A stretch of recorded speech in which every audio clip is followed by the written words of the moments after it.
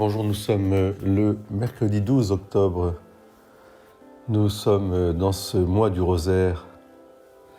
Le rosaire, c'est la prière des pauvres, c'est-à-dire la prière de ceux qui se mettent sous la lumière, sous la conduite, sous l'exemple de ce Christ Jésus qui nous a appris comment vivre, pourquoi vivre, de quelle manière vivre et pour qui vivre. D'abord, le Christ Jésus nous dit qu'il est venu faire la volonté de son Père. Et la volonté de son Père, c'est que personne ne soit perdu, que tout le monde soit sauvé. C'est-à-dire, c'est une volonté de miséricorde et d'amour infini qui passe à travers le cœur, non pas à travers l'intelligence, mais à travers le cœur, et qui permet d'ajuster la règle de vie, l'ordonnancement de la vie en société, la vie en communauté, la vie en église, sous cette finalité, par rapport à cette finalité.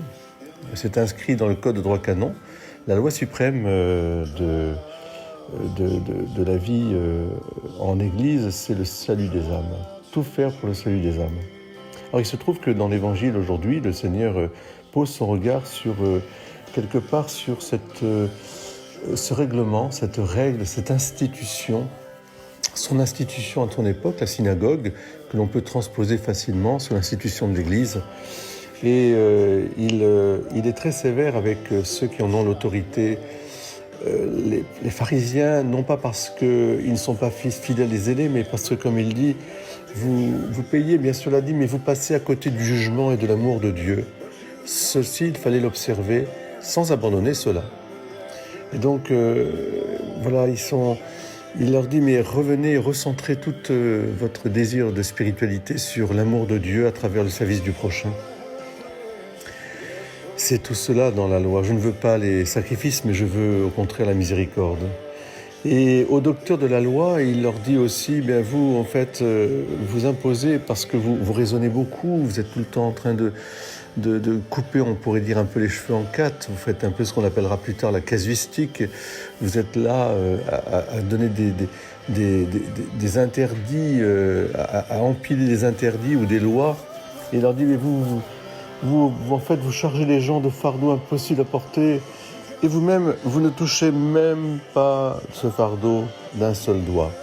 Alors, je crois que ça doit nous guider aussi dans ce mois du rosaire, à demander que l'Église soit vraiment le signe de la miséricorde du Seigneur, qu'elle soit toujours en marche dans cette direction, et même qu'elle se réforme à travers cette finalité.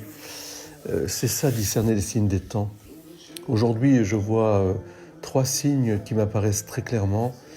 Le premier, c'est le besoin de se réunir, de se rencontrer d'une manière très simple, avec dans une écoute qui soit une écoute cordiale, une écoute dans l'Esprit Saint, une écoute qui permette à tous et chacun de pouvoir s'exprimer dans le seul but justement de la charité, c'est-à-dire d'un amour de Dieu à travers l'amour du prochain.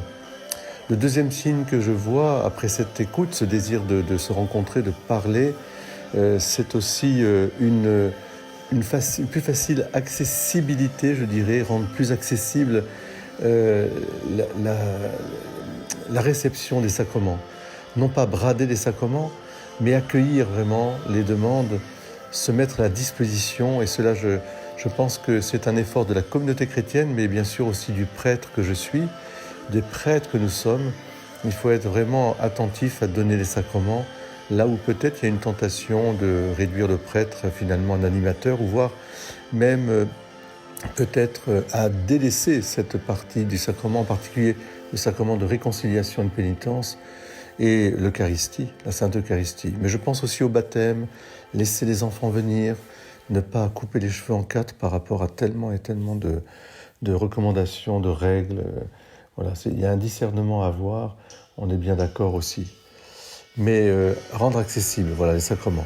Et puis, troisième signe que je vois aussi très fort, c'est aussi un signe eschatologique, c'est-à-dire vraiment une prédication qui ramène la population, le peuple de Dieu, le peuple élu que nous sommes, tous les gens, à cette perspective du salut éternel, de la vie éternelle. Car beaucoup de personnes errent en ce moment, sont désolées dans la désolation, ont peur, et aussi se tournent parfois vers des moyens pour trouver des réponses dans l'ésotérisme et d'autres choses. Non. Le message central de l'Évangile, nous savons, et de toute la Bible, c'est la vie éternelle par le Christ mort et ressuscité. Le Christ qui est le Fils de Dieu fait homme pour nous donner la vie qui ne finira pas. Et cette certitude de la résurrection a animé l'Église depuis son commencement, depuis Pierre jusqu'à la fin des temps, et elle est le moteur de la mission.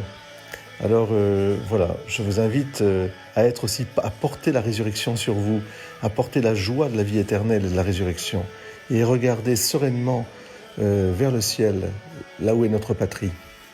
À vous tous, je souhaite une très belle journée. Amen.